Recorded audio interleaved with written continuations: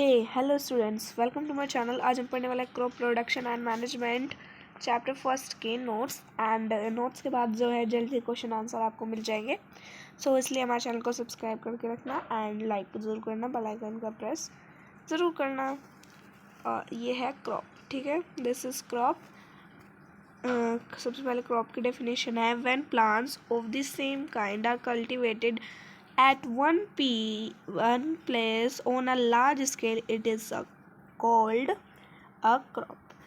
ठीक है, मतलब कि जो ऐसी क्रॉप जो कि सेम तरह की पूरे बहुत ज़्यादा जगह पे हो, बहुत सारे स्केल मतलब लार्ज स्केल पे हो, तो उसे हम क्रॉप, ठीक है, this is called crop. Next type of cropping pattern. अब क्रॉपिंग पैटर्न के बारे में हम पढ़ने वाले हैं इसमें, ठीक है। खारिफ क्रॉप फर्स्ट आता है, kharif crop. So kharif crop में क्या है, the crops which are sown in rainy season are called kharif crop. जो कि हमें रेनी सीजन में दिखाई देते हैं उन्हें खारिफ क्रॉप कहा जाता है। The rainy season in India is generally from the June to September. और जो रेनी सीजन है वो इंडिया में जून टू सेप्टेम्बर रहता है। फॉर एग्जाम्पल, फसल के जो एग्जाम्पल हैं, paddy, maize, soybean, groundnut and cotton are called और खारिफ क्रॉप्स। ये सब खारिफ क्रॉप्स हैं। अब आती है रबी क्रॉप्स। रबी क्रॉप्स क्या होती हैं? रबी क्रॉप्स होती हैं the crops grown in winter season October to March are called rabi crops. जो फसल विंटर में उगाई जाती है अक्टूबर से मार्च तक, उसे हम क्या कहते हैं? रबी क्रॉप्स कहते हैं। फॉर एग्जाम्पल है wheat, gram, pea, mustard and linseed. Okay, अब है थर्ड, ये आपकी बुक में नहीं दिया गया है, जेड क्रॉप्स, पर ये आपके लिए बहुत ज़्यादा इंपॉर्टेंट है, आपके टेस्ट में आपके एग्जाम में आ सकते हैं, ठीक है। अब आ जाते हैं यहाँ पे, the crops grown in the summer season are called zaid crops. जो जेड क्रॉप्स होती है वो समर सीजन में पाई जाती हैं, समर सीजन में पाई जाती हैं। फॉर एग्जाम्पल है, जैसे मस्क मेलन होता है, वाटरमेलन होता है, क्यूकम्बर होता है एंड बीटर गोर्ड, ठीक है। अब आते हैं हम कि जो हमारे फसल का जो कल्टीवेशन है, क्रॉप्स कल्टीवेशन, उनकी एक्टिविटी पढ़ेंगे। सबसे पहले क्या करते हैं हम अपनी क्रॉप के अंदर? सबसे पहले करते हैं हम सॉइल प्रिपरेशन देन सोइंग। हमने पिछले बुक में पढ़ लिया था जब चैप्टर पढ़ा था, तो ये सब हम ऑलरेडी पढ़ चुके थे। तो सॉइल प्रिपरेशन की फुल फॉर्म है, डेफिनेशन है, it involves choosing and tilling of the soil, प्लाइंग and watering, ठीक है। मतलब कि ये जो है लूजिंग, जो टिल्ले होते हैं, मैंने आपको बताया था ऐसे टिल्ले होते हैं, उनको फोड़ने के लिए सॉइल प्रिपरेशन करते हैं, वो सॉइल प्रिपरेशन होता है, ठीक है। अब एक फिगर दिखाई गई है यहाँ पे, ये देखिए, एक फिगर दिखाई गई है, ये है प्लो की फिगर है ये।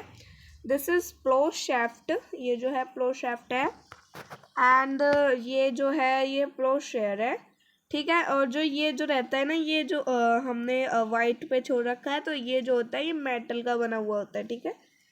मेटल या फिर आयरन का बना हुआ होता है, ठीक है। अब आ जाते हैं सोइंग। हमने सॉइल प्रिपरेशन पढ़ा था, अब आते हैं सोइंग पे। सोइंग में जो है, सोइंग में कुछ नहीं है, sowing the process of putting seeds in the soil.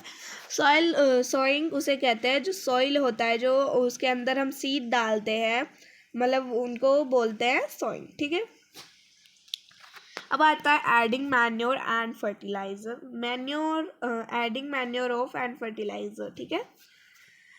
The substances which are added to the soil in the form of nutrient to improve the production of the crops or fertility of soil are called manure and fertilizers। जो हम उसके अंदर कुछ nutrients जो improve होते हैं, उनके अंदर जब हम कुछ न्यूट्रिशन वगैरह डालते हैं, तो हम उनको कह सकते हैं, जैसे मैन्योर कह सकते हैं और फर्टिलाइजर कह सकते हैं, जब उनको फर्टिलिटी देने के लिए बनाया जाता है, ठीक है। अब आते हैं हम इरिगेशन।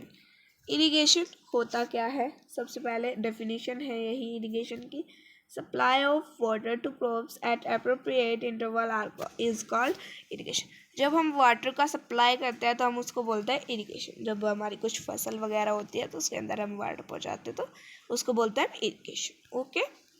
आ जाते हैं, अब आगे आ जाते हैं। आगे है यहाँ पे protection from seeds.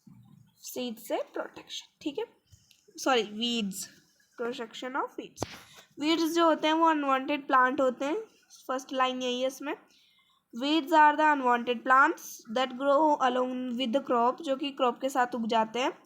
It's removal is must for better growth for the crops, उसका जो रिमूवल होता है वो इसलिए ज़रूरी होता है ताकि क्रॉप की बेटर ग्रोथ हो, क्योंकि जब वो उनका न्यूट्रिशन वगैरह बांट लेंगे, मान के चलिए फॉर एग्जांपल मैं अपने घर में अकेली हूँ, मान के चलिए, तो सारा दूध मेरे को मिल रहा है, अब मेरे चाचा जी के, ताऊ जी के भाई सब कुछ सब आ जाए, तो आधा आधा मुझे दूध उतना बांटना पड़ेगा।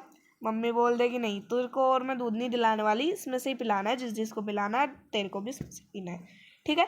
तो वो मेरी ग्रोथ ले रहे हैं ना, जितना मुझे न्यूट्रिशन चाहिए, जितना मुझे वो दूध चाहिए या फिर जो भी सब्सटेंस है वो मुझे चाहिए, वो मुझे नहीं मिल रहा ना, तो मेरी ग्रोथ जो है कमज़ोर हो जाएगी।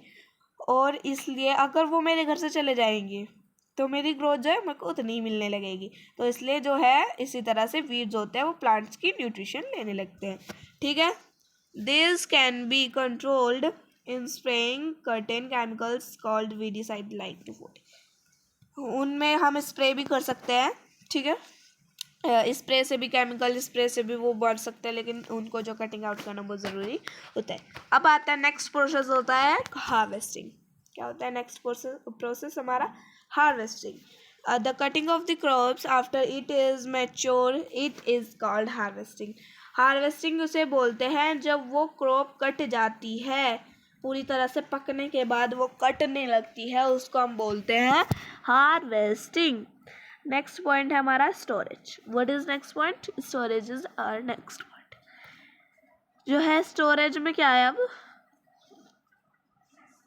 Storage, if the crops grain are kept for a longer time they should be safe from moisture, insect and rats.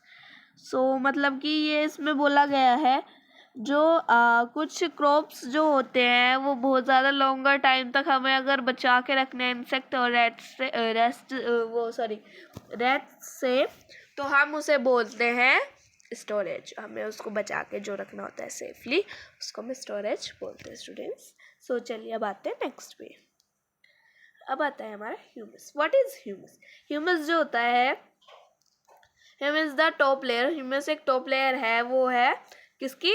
Soil की सबसे टॉप लेयर है। और जो डिकेइंग और decomposition organic matter like remain shed leaves and काउडर, जैसे कि वो जो होता है वो सब कुछ लेता है, जैसे कि ऑर्गेनिक खाद वगैरह होती है, फर्टिलाइजर वगैरह, तो वो क्या कर लेता है?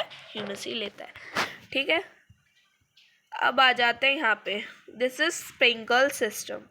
स्प्रिंकल सिस्टम कैसे होता है? देखिए इधर यहाँ पे कुआं होता है एंड इधर जो है पहले का जो रहता था, इधर से पानी जाता ऐसे खेतों से जाता, फिर इन फसलों में ऐसे ऐसे जाता, फिर आगे जाता, मतलब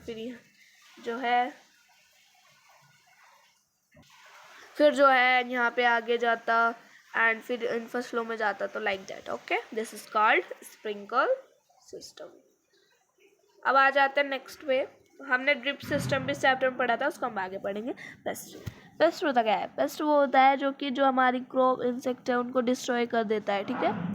दिस इज कॉल्ड पेस्ट, ठीक है। इंपॉर्टेंट एग्रीकल्चर टूल अब जो है हमारे इम्पोर्टेंट टूल्स पढ़ेंगे जो कि एग्रीकल्चर में बहुत ज़्यादा ज़रूरी होते हैं, इम्पोर्टेंट होते हैं, उनके बारे में हम पढ़ने वाले हैं। जैसे सब फर्स्ट है हमारा प्लो।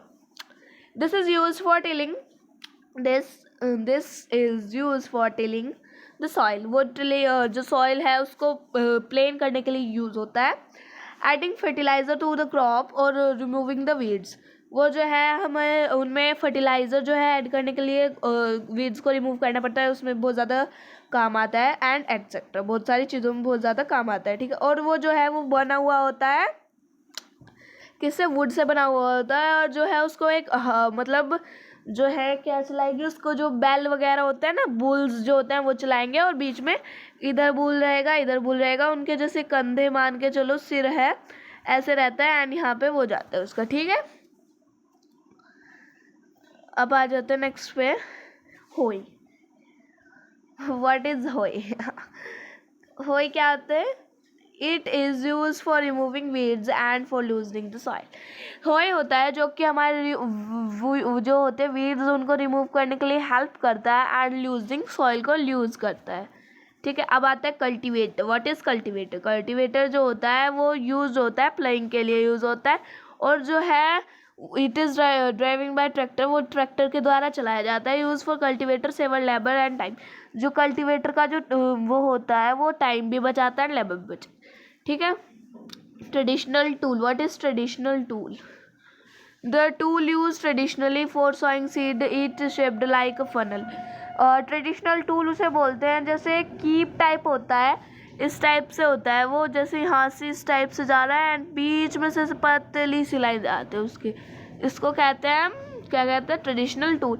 वो इसलिए काम आता है बीजों को बोने के लिए, उसका एक फनल टाइप रहता है बीच में से जो निकलता है, उसको फनल बोलते हैं। ठीक है। Seed drill. अब आते हैं seed drill. What is seed drill? Use for sawing, used for sowing with the help of tractors. This sows the seeds uniformly at equal distance and depth.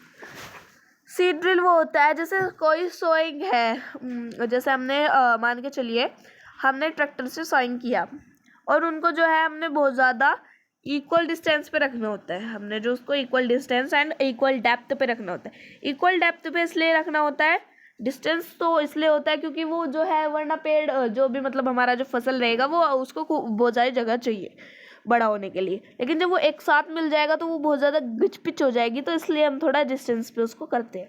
ठीक है। एंड डेप्थ इसलिए होती है कि जैसे कि अगर हमने ज़्यादा नीचे गाड़ दिया तो वो जो है हमारा क्रॉप जो है वो अंदर ही दब के बेचारा मर जाएगा। अगर हमने उसको ऊपर ही डाल दिया, मतलब बिना कुछ उसकी डेप्थ निकाले या फिर उसको प्लेन पे ही डाल दिया, तो जो हमारे जो पशु पक्षी हैं वो उसको खा लेंगे, फिर उसको मतलब ग्रो नहीं होने देंगे। ठीक है, तो इसलिए हमें उसे इक्वल डेप्थ पे रखना पड़ता है, ना ही ज़्यादा नीचे होना चाहिए वो और ना ही ज़्यादा ऊपर। एंड आता है अब ड्रिप सिस्टम। ठीक है, ड्रिप सिस्टम में हम पढ़ने वाले हैं what is drip system. Drip system जो होता था, कुएं से ऐसे पानी निकाला जाता एंड वो सारी फसल में चला जाता। This is called drip system. उसमें जो है उसमें पाइप लगे हुए थे, जो स्प्रिंकल सिस्टम था उसमें स्प्रिंकल हो रहा था एंड इस पे नहीं है कुछ भी। ठीक है, so thank you for watching this video, bye. Please do subscribe, like, share and comment also. Bye.